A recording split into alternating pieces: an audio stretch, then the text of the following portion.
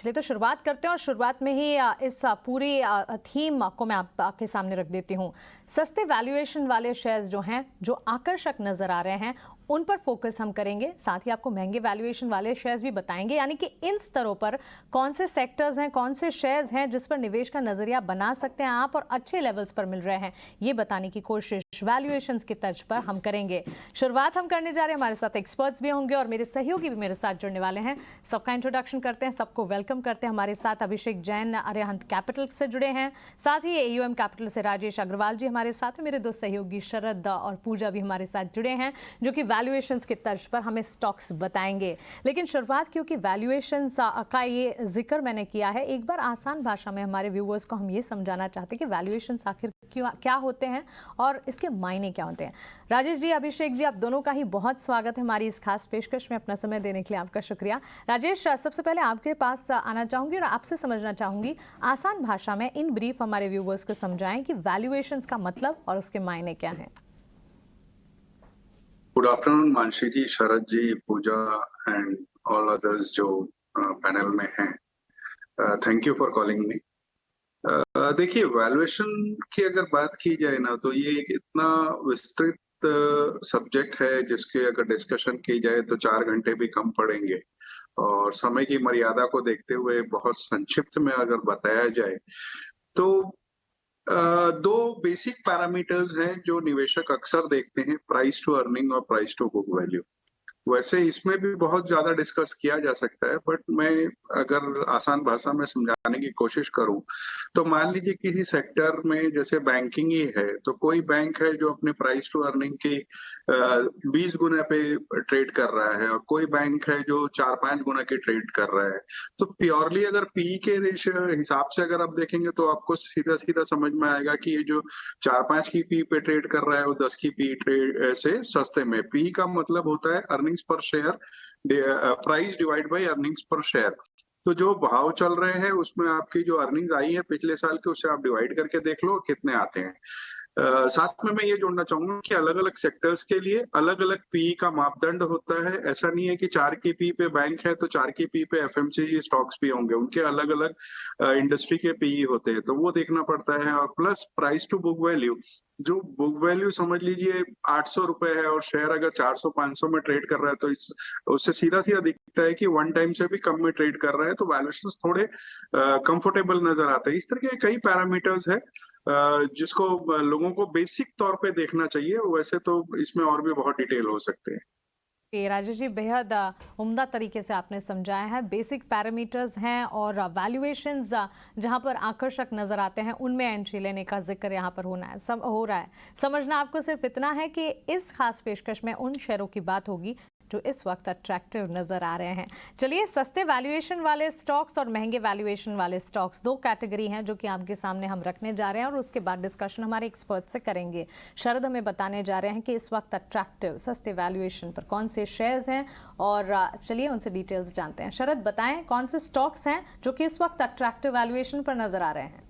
जी बिल्कुल, सबसे पहले जो एक थीम है, जो कमोडिटी की करेक्शन हुई है, आपके हार्ड एसेट्स की प्लेग हुई, तो उसके कारण, जो करेक्शन के कारण कुछ स्टॉक्स है जो अट्रैक्टिव आ गए हैं। ऑयल इंडिया देख सकते हैं, लगभग 3 गुना जो है उनकी पी रेशियो जो है 12 मंथ फॉरवर्ड की देखने मिल रही है। इसके अलावा रेल विकास निगम भी है, ऑलमोस्ट 5 टाइम्स पी रेशियो पे चल रही है। वेदांता ले लीजिए, एचपीसीएल, कोल इंडिया, ये तीनों हार्ड एसेट्स है, इनके भी जो पी रेशियोज है ऑलमोस्ट 6 टाइम्स है। अब कोल इंडिया के नंबर्स भी, Q1 नंबर्स बहुत बम्पर आए थे और इन स्टॉक्स के आप कह सकते हैं डिविडेंड यील्ड भी स्ट्रॉन्ग है। जिंदल स्टेनलेस स्टील के बारे में बात करेंगे, यहाँ पे भी आप देख सकते हैं ऑलमोस्ट 6 टाइम्स का जो है पी रेशियो देखने मिला है। Indian oil Corp, of course OMCs में जो है थोड़ी सी दबाव ज़रूर मिल रहा है, हालांकि एक वैल्यू डेवलप हो रही है और ये एनालिस्ट का भी मानना है। मन्नपुरम फाइनेंस और गेल इंडिया जैसे स्टॉक्स भी हैं, इनकी भी पी रेशियो लगभग 6 टाइम्स पे है।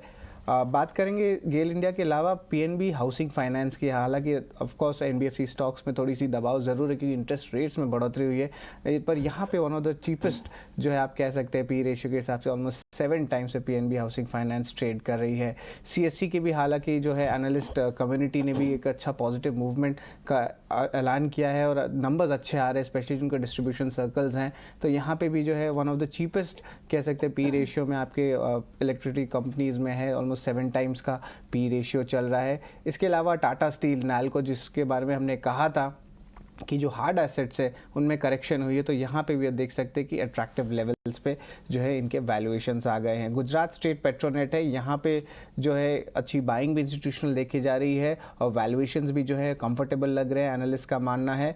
इसके अलावा ग्राफाइट इलेक्ट्रोड प्लेयर्स की बात करें तो उसमें HEG आता है, तो यहाँ पे जो करेक्शन का जो इम्पैक्ट आया था कमोडिटी का, इधर पे लगभग 8 गुना का पी रेशियो पे जो है 12 मंथ फॉरवर्ड बेसिस पे जो है आगे बढ़ रही है स्टॉक, और ये सेम चीज़ जो है सेल पे भी देखने मिल रही है। तो ऑफ कोर्स मेटल पैक जो है ऑफ कोर्स करेक्शन में देखने मिली, आप फेरस ले लीजिए या नॉन फेरस ले लीजिए, वैल्यूएशंस अट्रैक्टिव देखने मिल रहे हैं। और of course general insurance stocks में जो है ज़्यादा तेज़ी नहीं देखी गई थी, और न्यू इंडिया एश्योरेंस है, आप कह सकते हैं यहाँ पे अट्रैक्टिव वैल्यूएशंस देख रही है, ऑलमोस्ट 8 गुना जो है उनकी पी रेशियो पे चल रही है। मजगांव डॉक शिप बिल्डर्स ये आपके डिफेंस प्ले पे है और अच्छी एक डिविडेंड डील का भी है स्टॉक है, यहाँ पे भी जो है आप देख सकते हैं वन ऑफ द चीपेस्ट आप डिफेंस स्टॉक्स है, लगभग 8 गुना का पी रेशियो है। और हिंडाल्को इंडस्ट्रीज जो हमारे डिस्कशन का जो इम्पोर्टेंट पार्ट ऑलरेडी रह चुका है वो है। और आखिर में मैं बात करूंगा जिंदल एंड स्टील पावर का, यहाँ पे भी जो है लगभग 8 गुना का पी रेशियो है। बिल्कुल शरद, शुक्रिया एक साथ ये सारे के सारे शेयर्स हमारे सामने रखने के लिए। तो यहाँ पर 20 शेयर्स की सूची यहाँ शरद ने हमारे सामने रखी है, और पी वैल्यूएशंस के हिसाब से, पी रेशो के हिसाब से जिस तरह से ये स्टॉक अट्रैक्टिव नज़र आ रहे हैं, और कुछ रिटर्न्स भी आप आपके टीवी स्क्रीन पर देख रहे हैं, 3 महीने, 6 महीने और 1 साल के रिटर्न। आइए एक एक कर ये स्टॉक्स को समझते हैं और इसमें हमारे एक्सपर्ट्स का क्या नज़रिया है वो समझने की कोशिश करते हैं।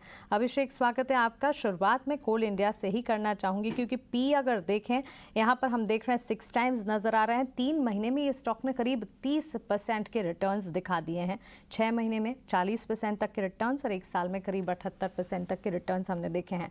पिछले 3 महीने में ही काफ़ी अट्रैक्टिव ट्रेंड यहाँ नज़र आए हैं, वैल्यूएशंस अट्रैक्टिव दिख रहे हैं। आपकी राय कोल इंडिया पर क्या होगी? मेरी राय कोल इंडिया पे ये है कि ये आगे जाके देखिए, जो कोल प्राइसेस बढ़े हैं, सबसे बड़ा कि गैस इशू आया है, इसके कारण बहुत सारे कंपनी जो गैस से थी अभी कोल पे आई हैं, इसी कारण से कोल की प्राइसेस बढ़ी हैं राइट नाउ। तो ये एक टेक्निकल बाय हो सकता है या technical opportunity is there right now. अभी हम कंपनीज से बात कर रहे हैं तो थोड़ी बहुत कुछ कंपनीज ने ऑलरेडी अनाउंस कर दिया है कि नाउ सीमेंट कंपनीज से कि कोल प्राइसेस थोड़े थोड़े नीचे आ रहे हैं राइट नाउ। हालांकि इसका इम्पैक्ट इंडिया में थोड़ा 1 क्वार्टर बाद आएगा। तो व्यू यही है इसको, आप यानी कि आप देख रहे हैं कमोडिटी स्टॉक्स को यू ऑलवेज बाय इट। मेरा व्यू यही है कि आप हाई पी पे खरीदिए और लो पी पे बेचिए, क्योंकि ये सस्टेनेबल नहीं है आगे जाके। डिविडेंड यील्ड अच्छा है, तो हो सकता है यहाँ से 10% तक का और मूव मिल सकता है, बट इससे ऊपर मेरे को कोई कोल इंडिया में व्यू लग नहीं रहा है। इनका अभी वेज हाइक का भी अभी सेटलमेंट आना बाकी है, जिसमें इनको ये 300 करोड़ रुपया हर क्वार्टर अभी बना रहे हैं राइट नाउ, तो उसका भी एक हैंगओवर रहना चाहिए। ओवरऑल व्यू कोल इंडिया पे यही है कि आगे जाके नेक्स्ट 5-7 साल में कोल का जो ग्रोथ है राइट नाउ वो स्लो डाउन आएगा ही आएगा। अभी शॉर्ट टर्म में जरूर बिकॉज ऑफ इंटरनेशनल फैक्टर्स और लास्ट इसमें प्राइसेस बढ़े हैं, तो वो एक शॉर्ट सस्टेनेबल नहीं है आगे जाके। यू यही है, इसको आप पी के चक्कर में नहीं खरीदें तो ज्यादा बेटर रहेगा। थोड़ा ट्रेडिंग अपॉर्चुनिटी हो सकती है, बट मैं इसमें बहुत ही लिमिटेड अपसाइड देखता हूँ। अपसाइड आप देख रहे हैं और आपके रैशनल भी हम समझते हैं। ऑफ कोर्स स्टॉक में रिएक्शन भी इतना आ चुका है कि आप पी के चक्कर में, आप पी के वैल्यूएशंस को देखते हुए इसमें फंसना सही नहीं है। लेकिन फिर आपकी तरफ से आप एक शेयर लेकर आए, इनफैक्ट 2 शेयर्स हैं, उसमें से एक आप बता दीजिए, आपके हिसाब से आपकी पिक फिर कौन सी होंगी? मेरा पहला पिक होगा इरकॉन। इरकॉन अगर आप देखेंगे, आप वैल्यूएशन की बात कर रहे थे, तो मैंने दोनों ही स्टॉक्स जो चूज किए हैं वो लो पी स्टॉक्स हैं, और ऑर्डर बुक उनका काफी स्ट्रांग है राइट नाउ, और विजिबिलिटी काफी अच्छा है। जैसे इरकॉन की अगर आप बात करेंगे, उनकी 43,000 करोड़ 43,700 करोड़ की ऑर्डर बुक है इस पॉइंट ऑफ टाइम, और जो एग्जीक्यूटिबल है नेक्स्ट 4 से 5 साल में राइट नाउ। अभी जो गवर्नमेंट बुलेट ट्रेन की बात करें, इनको एक ऑर्डर मिल चुका है और मेरे को एक्सपेक्टेड है इनको आगे जाके और ऑर्डर मिलेंगे राइट नाउ। इनके इंटरनेशनल ऑर्डर्स में भी काफी अच्छा पिकअप आया है राइट नाउ।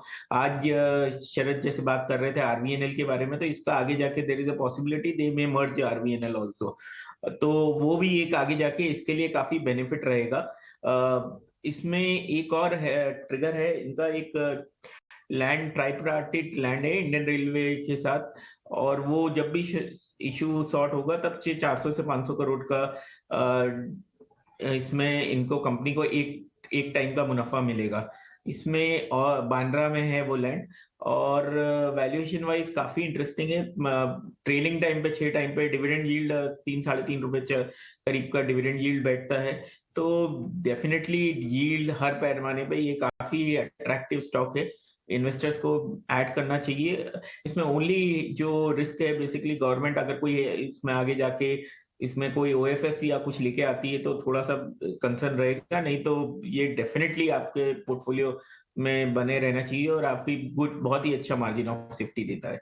बिल्कुल, चलिए तो यहाँ पर stock specific recommendation IRCON international पर आती हुई और 65 के टारगेट्स को ध्यान में रखते हुए 1 साल का नजरिया। राजेश जी, आपके पास अब सवाल लेकर आना चाहूँगी और मैं बात करना चाहूँगी यहाँ पर पर्टिकुलरली जिस तरह से स्टील पैक को हम देख रहे हैं उस पर आपका नजरिया जानेंगे। और उससे पहले एक बार गेल के स्टॉक पर आपकी राय दीजिए, क्योंकि ये भी हमारी इस लिस्ट में शामिल है। अट्रैक्टिव पी पर ये नजर आ रहा है, वैल्यूएशंस अच्छे हैं और आज के सत्र में गेल के स्टॉक में अच्छा मूवमेंट हम देख भी चुके हैं। क्या लगता है, ऑफकोर्स पिछले कुछ दिनों में अगर रिटर्न्स की बात करें इतने अट्रैक्टिव रिटर्न नहीं दिख पाए हैं, लेकिन आगे चलकर ऑन अट्रैक्टिव वैल्यूएशन बेसिस आपकी राय क्या होगी? मैं अभिषेक जी की बात से पूरी तरीके से सहमत हूँ कि खाली पी लो है वही नहीं देखना चाहिए, और भी कई पैरामीटर्स होते हैं। और खास करके हमने देखा है कि जो सरकारी कंपनियां होती हैं उन्हें अनुमान लो पी ही मिलते हैं, बाजार उतनी अच्छी डिस्काउंटिंग नहीं देता है। इस वजह से मैं गेल में उतना ज्यादा बुलिश नहीं हूँ। थोड़ी गैस प्राइसेस को लेकर के इसमें मूवमेंट आती रहती है, बट मुझे नहीं लगता कि इसमें कोई निवेश का कॉल लेना चाहिए। ट्रेडिंग अपॉर्चुनिटी जब आती है आप देख सकते हो, बट इस वक्त मैं समझता हूँ थोड़ा अवॉइड की कैटेगरी में रखें तो बेटर होगा। आपकी तरफ से कौन सा स्टॉक होगा जो इस वक्त इस थीम पर सही लग रहा है? दोबारा से मैं अभिषेक जी की बात को सेकंड करते हुए रेलवे से जुड़ी हुई कंपनी देना चाहूंगा। हमारी राय में आईआरसीटीसी का स्टॉक इस वक्त बहुत अच्छे वैल्यूएशन पे है। अगर वो अपने 52 वीक हाई के लेवल से देखें तो करीब 1200-1250 रुपए का हाई हुआ करता था, वहां से अब 680 के आसपास ट्रेड कर रहा है। तो यहाँ अच्छी अपसाइड बन सकती है। पहला टारगेट हमारा मध्यम अवधि का 825 का है, थोड़ी लंबी अवधि रखी जाए तो 950 तक भी आ सकते हैं। कंपनी 4 डिविजन्स में मेनली कामकाज करती है, केटरिंग, टिकट, रेल, नीर जो मिनरल वाटर सप्लाई होता है, और ट्रैवल्स में।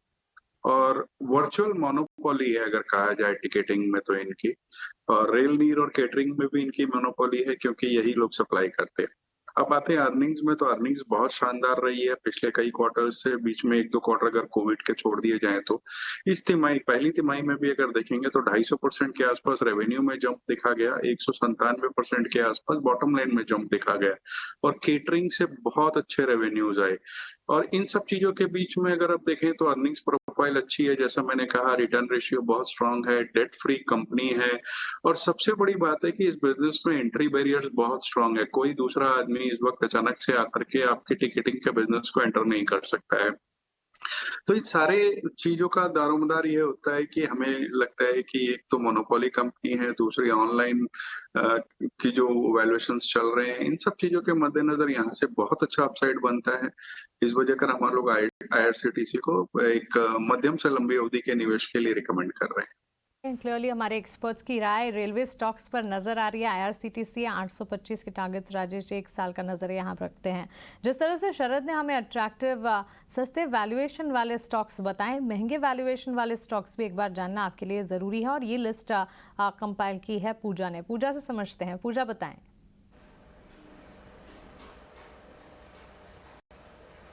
जी, मेरी लिस्ट में अगर आप देखेंगे तो ज़्यादातर कंपनियां ऐसी दिखेंगी आपको जिसमें कि काफ़ी अच्छी तेज़ी देखने को मिली। और पोस्ट पेंडेमिक के बाद जब रेस्ट्रिक्शंस हटना शुरू हुए उसके बाद इन कंपनियों में काफ़ी ज़्यादा तेज़ी देखने को मिली। और इसके अलावा अदानी ग्रुप की कंपनियां भी इस सूची में शामिल हैं, तो शुरुआत उन्हीं से करेंगे। अदानी ग्रुप की कंपनी ही आपको स्टार्टिंग के इस लिस्ट में जो टॉप 3 कंपनीज है वो अदानी ग्रुप की कंपनीज ही दिखेंगी। इसमें अदानी ग्रीन देखिए 301 के मल्टीपल पे काम कर रहा है स्टॉक, और पिछले 1 साल में करीब 140% की तेजी भी देखने को मिली है। और पिछले 6 महीने का रिटर्न देखेंगे तो 15% का रिटर्न भी कंपनी ने दिया है।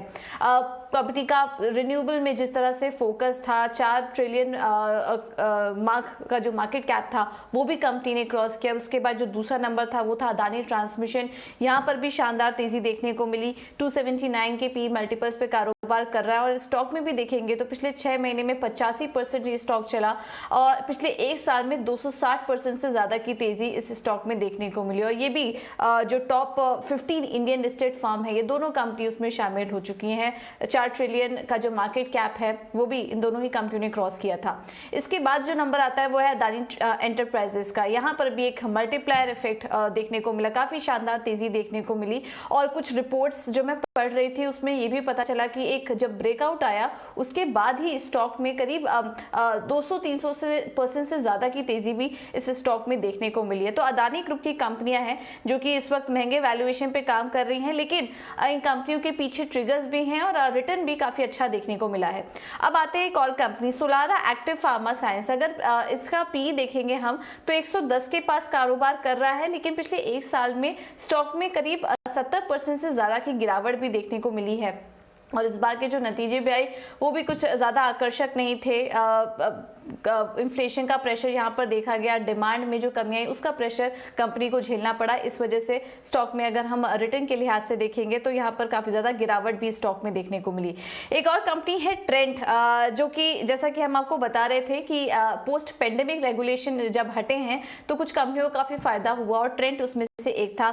इस वक्त अगर पी देखेंगे तो 103 के पास कारोबार कर रहा है। स्टॉक में पिछले एक साल में करीब 60% की तेजी भी देखने को मिली। एवेन्यू सुपरमार्ट भी इसी तरह की एक कंपनी है रिटेल स्पेस पे और हाल ही में नतीजे भी काफी अच्छा है, एक्सपेंशन प्लान है कंपनी का और स्ट्रॉन्ग ग्रोथ यहाँ पर देखने को मिली। इस वक्त अगर हम देखेंगे तो 100 के मल्टीपल के पास स्टॉक कारोबार कर रहा है। इसके अलावा Tata Elxsi, Devyani international, Pidilite industries, ABB India भी हाल फिलहाल में नतीजे आए कंपनी के 78 के पी मल्टीपल पर कारोबार कर रहा है और करीब 65% की तेजी पिछले एक साल में देखने को मिली। और अगर पिछले एक महीने का ही रिटर्न देखेंगे तो करीब 30% की तेजी इस स्टॉक में देखी गई है। तो ये कुछ 10 स्टॉक की सूची है जो कि फिलहाल महंगे वैल्यूएशन पर हम देख रहे हैं कि कारोबार कर रहे हैं। लिए द टॉप 10 महंगे शेयर। पूजा शुक्रिया ये लिस्ट हमारे साथ शेयर करने के लिए।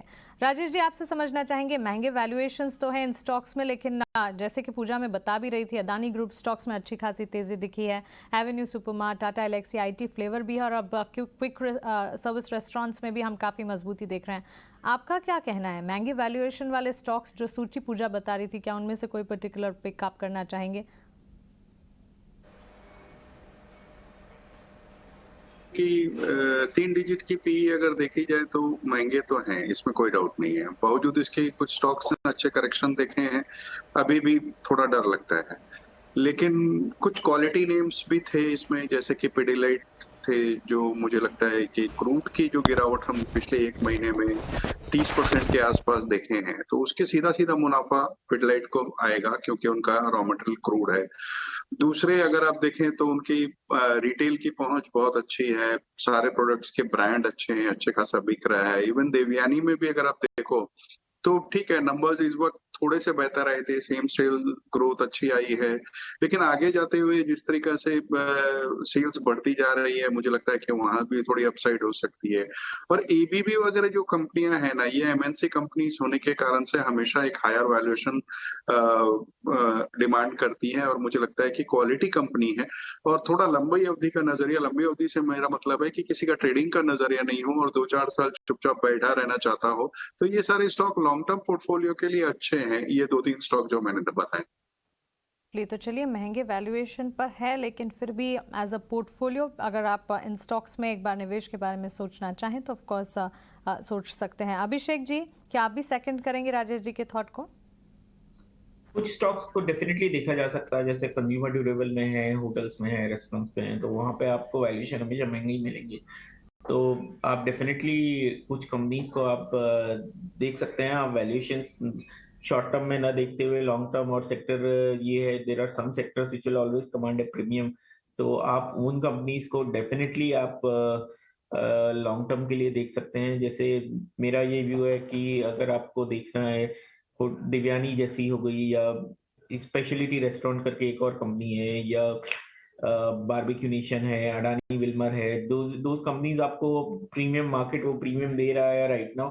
तो आप rather than going against, you can आप कुछ एलोकेशन डेफिनेटली कुछ कंपनीज में कर सकते हैं, बट इट शुड बी, आपका portfolio should be mix of high P low P का एक प्रॉपर मिक्स होना चाहिए रादर देन जस्ट बाइंग ये, क्योंकि जो सेक्टर है और जो कंपनीज कमांड प्रीमियम करती है उनके देर आर बहुत सारे फैक्टर्स होते हैं, फंडामेंटल और टेक्निकल रीजंस होते हैं, तो उसके कारण से आपको companies, there are some companies आज जैसे बजाज फिनसर्व है राइट नाउ, वो 8 टाइम बुक वैल्यू पे, तो हमेशा वो 8 से 10 टाइम बुक वैल्यू पे ही रहेगा, वो आपको 2 के पी पे या 1.5 के पी पे बुक वैल्यू पे नहीं मिलेगा। ऐसे ही अगर हम देखेंगे इवन कोविड के टाइम में जब लोग मंदी की बात कर रहे थे, बजाज का पी 3-3.5 के नीचे नहीं आया था ट्रेलिंग, और वहीं दूसरी कंपनी जो इन्हीं सेक्टर्स में राइट नाउ है उनको एक का तो दे रहा, वो एक किसी रीजन से है, उसको आप डेफिनेटली अगर इसमें इन कंपनीज में अगर कुछ करेक्शन आता है तो डेफिनेटली कुछ कंपनीज में इन्वेस्टमेंट की राय दी जा सकती है। बिल्कुल, तो चलिए ये राय आपको मिलती हुई और ऑफ कोर्स इसके पीछे की रीजनिंग भी हमें अभिषेक बताते हुए एब्सोल्युटली आपको सिर्फ और सिर्फ पी के तर्ज पर ही नहीं देखना चाहिए, क्योंकि कई सारे पैरामीटर्स हैं जिसको खास तौर से हमें फोकस करना चाहिए और करना पड़ता है, और इसीलिए हम ये खास पेशकश लेकर आते हैं जहाँ पर हमारे एक्सपर्ट्स हैं, हमारा ये काम करते हैं और आपको अच्छे पिक्स जाते हैं ताकि आपको ये सारी डिटेलिंग में ना जाना पड़े और आप अच्छे और सही शेयर्स का चुनाव कर सकें। चलिए इसी बात पर राजेश जी, दूसरा शेयर जो कि वैल्यूएशंस के लिहाज से आपको अट्रैक्टिव लग रहा है वो बताइए। देखिए, दूसरा स्टॉक मैं गुजरात अल्काली का देना चाहूंगा। हालांकि अगर आप देखोगे तो नीचे के लेवल से बहुत बढ़ा हुआ नजर आएगा, बट फिर पी अभी भी सस्ता है क्योंकि अर्निंग्स में अच्छी खासी इंक्रीज हुई है। अगर आप देखेंगे तो इंडस्ट्रियल केमिकल्स की एक बड़ी कंपनी है, कॉस्टिक में भारत का एक one of the largest producer कहा जा सकता है। पहले 5.2 लाख टन की कैपेसिटी थी 2 कॉम्प्लेक्सेस में, एक वडोदरा में एक दहेज में, जो कि इस साल के अंत तक ये 9 लाख टन की कैपेसिटी करने की बात कर रहे हैं। पी के लिहाज से अगर कहा जाए, जो कि अपना थीम है, तो 10 से भी कम की पी पे ट्रेड कर रहा है। 800 रुपए की बुक वैल्यू है। पहली तिमाही के नतीजे देखेंगे ना तो भयंकर शानदार आए थे। 57% रेवेन्यू बढ़ा था, 200% के पास बॉटम लाइन जंप हुआ था। आगे आने वाले दिनों में जिस तरीका से कॉस्टिक प्राइसेस स्टेबल हैं और कंपनी के एक्सपेंशन प्लान है, कुछ जेवी की इन्होंने की है एनटीपीसी वगैरह के साथ, इन सब चीजों को देखते हुए मुझे लगता है बहुत अच्छा स्कोप बनता है। मध्यम अवधि में हम इसका टारगेट 1050 का दे रहे हैं। थोड़ी सी लंबी अवधि की जाए तो 1200 के टारगेट भी हो सकते हैं। ओके, तो चलिए गुजरात अल्कालीज दूसरा शेयर राजेश जी की पसंद। अभिषेक, आपकी तरफ से दूसरा स्टॉक क्विकली बताएं। तो दूसरा स्टॉक मैं जो दे रहा हूँ वो एफएमसीजी सेक्टर से है राइट नाउ, और एफएमसीजी सेक्टर में काफी अच्छे वैल्यूएशन पे अवेलेबल है राइट नाउ। सो कंपनी का नाम है बजाज कंज्यूमर लिमिटेड। ये जो कंपनी है राइट नाउ, अगर आप देखेंगे बजाज कंज्यूमर, इसके साथ एक सबसे बड़ा जो मार्केट को रिस्क लगता है, इस कारण से वैल्यूएशन में थोड़ा इसको कम मिलता है, डिस्काउंट मिलता है। दूसरा, क्योंकि इनका जो अभी लार्जली जो 80% से करीब के सेल आलमंड ऑयल पोर्टफोलियो से आती है, इस कारण से मार्केट में इसको वैल्यूएशन थोड़ा कम मिलता है। कंपनी ने चेंज किया है, अपनी स्ट्रैटेजी चेंज की थी, इन्होंने नोमार्क्स करके एक्विजिशन किया था, उसके कारण से थोड़ा सा जंप आया था, फिर वो नहीं कर पाया था। 2020 में इन्होंने एशियन पेंट्स से मिस्टर जयदीप जी नंदी को लेके आए थे, और उसके बाद सैडली कोविड हो गया और ऑयल का एज ए इंडस्ट्री नीचे आ गया राइट नाउ। अब जैसे जैसे लोग तेजी में राइट नाउ लोग बाहर घूमना चालू कर रहे हैं और स्कूल्स खुल रहे हैं और इन सब का डिमांड काफी बढ़ रहा है राइट नाउ। इन्होंने अपार्ट फ्रॉम आलमंड्स में ही जैसे सोप, नॉन ग्रीसी प्रोडक्ट्स, और इसके अलावा जो दूसरे प्रोडक्ट्स भी इन्होंने कोपरा और सरसों और दूसरे प्रोडक्ट्स भी निकाले हैं, और उसका काफी अच्छा रिस्पांस मिल रहा है। कोपरा का अगर आप देखेंगे इस बार काफी अच्छा सेल्स हुआ है। सेकंड इसमें जो है राइट नाउ कि अभी पहली बार इन्होंने यानी सेल्स ग्रोथ में 15% से ऊपर की ग्रोथ दिखाई थी, वो एक काफी अच्छा नंबर था। मार्जिन में मेरे को लगता है कि सेकेंड हाफ में मार्जिन में काफी अच्छा इंप्रूवमेंट आएगा, क्योंकि इनका जो रॉ मटेरियल प्राइसेस है वो अब धीरे धीरे नीचे की ओर जा रहा है, हालांकि इसका इम्पैक्ट सेकेंड हाफ में आएगा। थर्ड, वैल्यूएशन वाइज कंपनी के पास 2100 करोड़ करीब के 2200 करोड़ मार्केट कैप में 600 करोड़ करीब का कैश पड़ा है, सो डेट का कोई इशू ही नहीं है राइट नाउ, और वैल्यूएशन वाइज 10-11 टाइम पे है, तो मेरे को लगता है ये डेफिनेटली आप स्टॉक में पोर्टफोलियो में ले सकते हैं। टारगेट 300 रुपए का है। चलिए, तो यहाँ पर 2 attractive shares Gujarat alkalies, Bajaj consumer, 2 और पिक्स आपको हमारे एक्सपर्ट्स की तरफ से मिल गई है। राजेश जी, अभिषेक जी, आपका बहुत शुक्रिया हमारे साथ इस खास पेशकश में जुड़ने के लिए और हमारी थीम के हिसाब से अट्रैक्टिव स्टॉक्स हमारे साथ शेयर करने के लिए और हमारे व्यूअर्स को बताने के लिए, ये पूरी की पूरी थीम उनके साथ शेयर भी करने के लिए। चलिए इसी के साथ इस खास पेशकश को